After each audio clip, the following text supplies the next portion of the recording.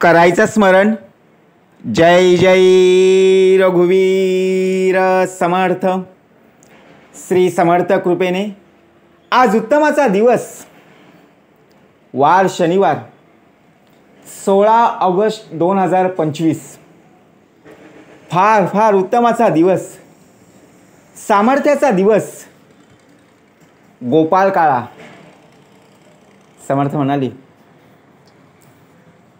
आजचा खूप पुण्याईचा आणि सर्वात महत्त्वाचा म्हणजे सामर्थ्याचा दिवस आहे. वार तर शनिवार आहे आणि आजच्या दिवशी गोपाळ काळ. काल श्रीकृष्ण जयंती होती, स्वातंत्र्य दिन होतं. श्रीकृष्ण जन्मानंतर आजचा दिवस हा गोपाळ काळा. गोपाळ काळालाच दहीहंडी असं देखील म्हणतात ना, कारण श्रीकृष्ण जन्माष्टमीच्या दुसऱ्या दिवशी साजरा केला जाणारा एक पारंपरिक उत्सव. हा सण विशेषतः संपूर्णपणे उत्साहाने आपण साजरा करत असतो. आता गोपाळ काळा म्हणजे काय? आपण फक्त वाचतो, बोलतो, परंतु गोपाळ काळा म्हणजे काय?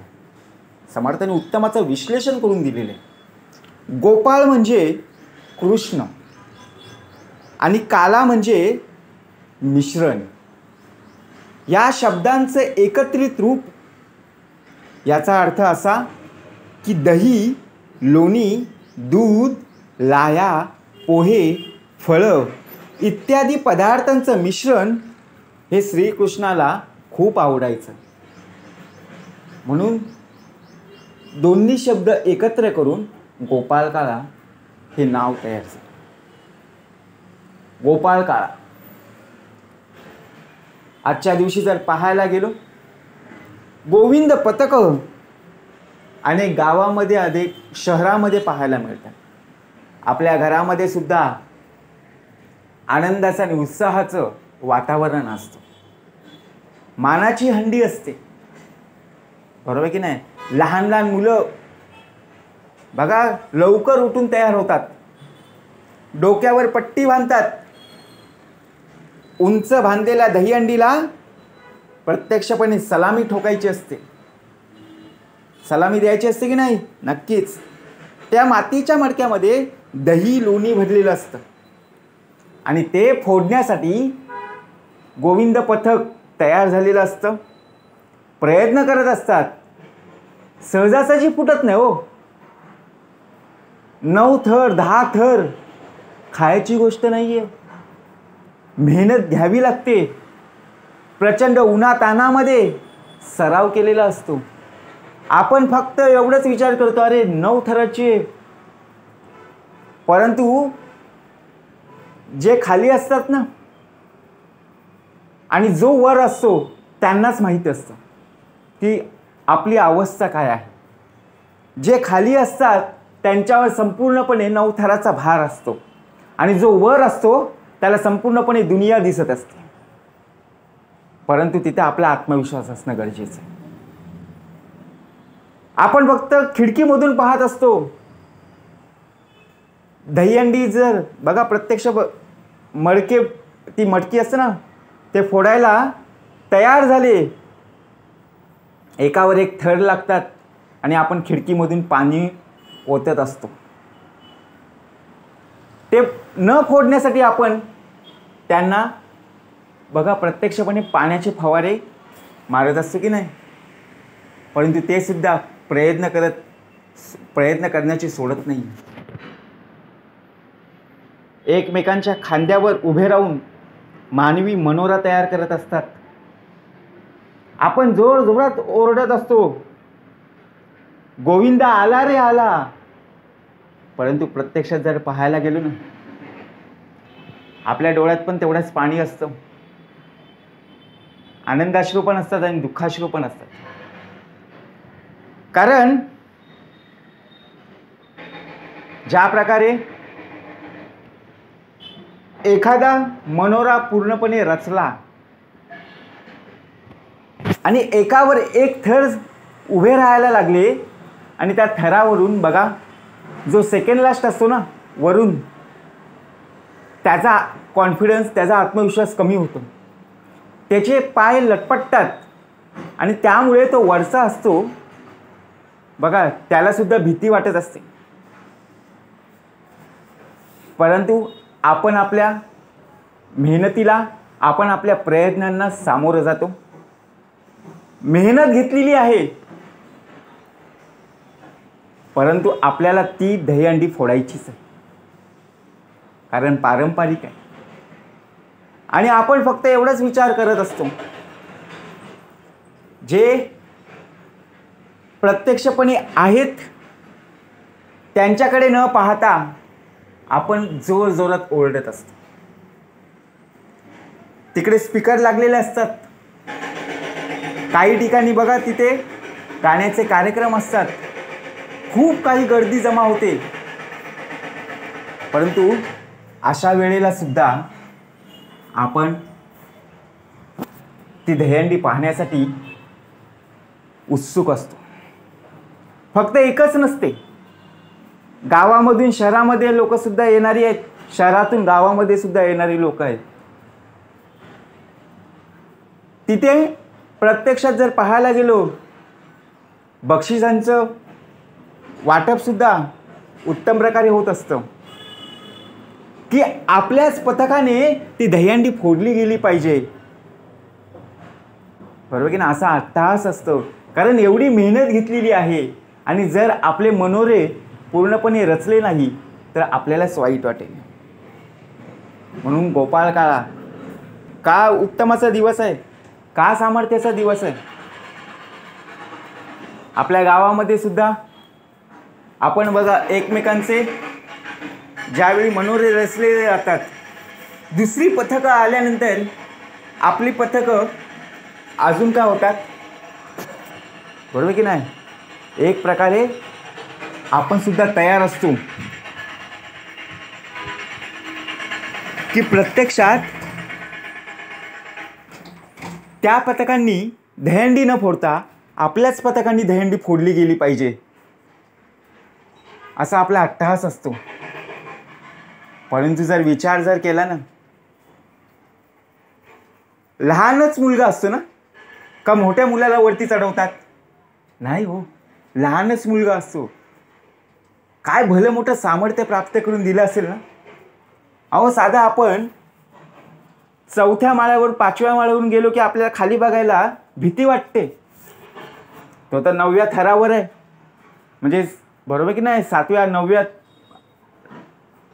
बरोबर, इमारतीमध्ये बिल्डिंगमध्ये राहत असेल तर 9व्या माळ्यावरून जसं आपण पाहतो तसं आहे की नाही भीती. परंतु आहे नाहीये, तेव्हा भीती नसते, तेव्हा फक्त एक विजन असतो, एक ध्येय असतो की आपल्याला ती प्रत्यक्षात दहीहंडी फोडायची, सलामी द्यायची.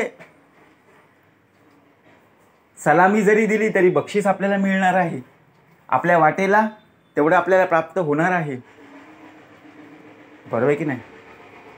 म्हणजे त्यावेळी जो नारळ असतो बघा, श्रीफळ, काही मडकी फुटत नाही, बरोबर की नाही. परंतु आपण जर पाहायला गेलो तर श्रीफळ काढायला, तो नारळ काढायला किती वेळ लागतो, बरोबर की नाही. आणि एकदा मडकी फोडली की प्रत्यक्षात त्या मडकीचे तुकडे घेण्यासाठी इतकी गर्दी होते की हातावरात आणि पायावर पाय. आणि त्या मटकीचा एक एक तुकडा आपण काय करतो, घरामध्ये आणत असतो. कोणी भाताच्या कणग्यामध्ये ठेवत असतो, कोणी गव्हाच्या कणग्यामध्ये ठेवत असतो. विचार करा किती सामर्थ्य प्राप्त करून दिलेलं आहे. आणि फोडल्यानंतर प्रत्येकाच्या घरामध्ये पोहे, दूध मिक्स करून बघा, साखर टाकून प्रत्येकाला प्रसाद वाटला जातो. का सण, का उत्सव साजरे करावेत, कारण प्रत्यक्षात जर पाहायला गेलो ना, आपण फक्त विचारच करतो,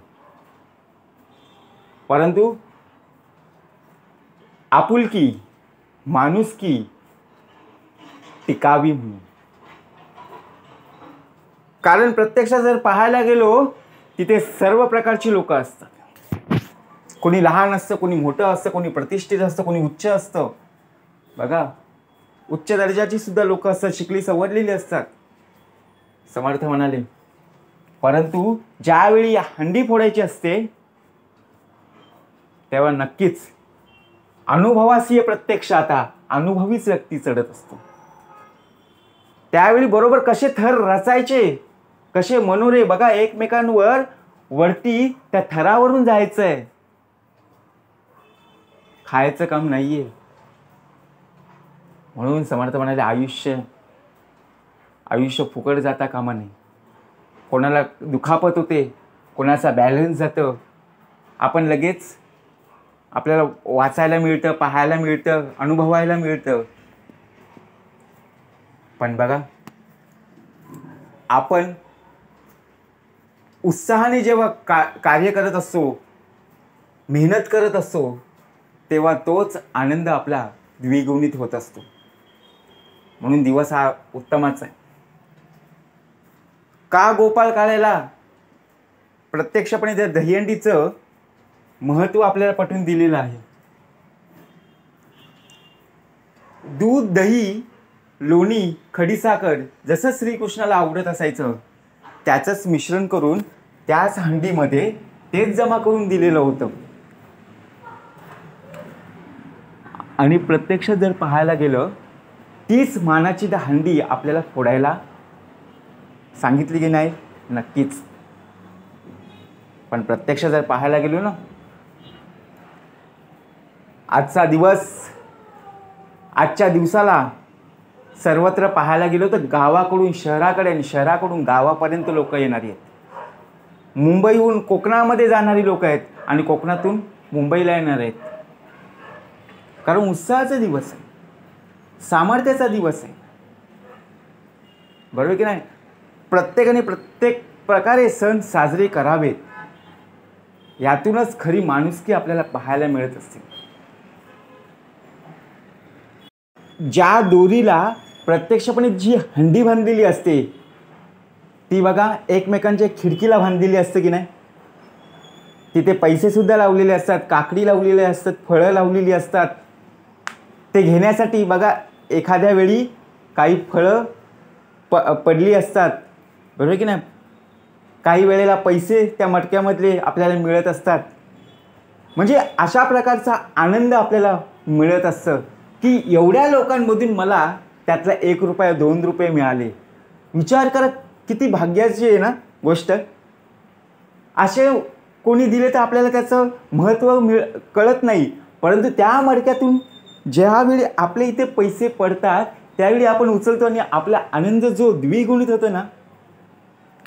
एखादा मडक्याचा तुकडा जिथे आपल्या पायाजवळ पडला आणि तिथून उचलून आपण लगेच घरी घेऊन आपल्या आईला दिला, तो आनंद सुद्धा आपल्याला बघा प्रत्यक्ष पाहायला मिळत असतो.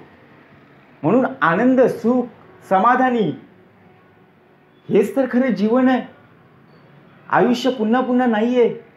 सण येतील, सण जातील हो, पण आयुष्य सारखं सारखं नाहीये.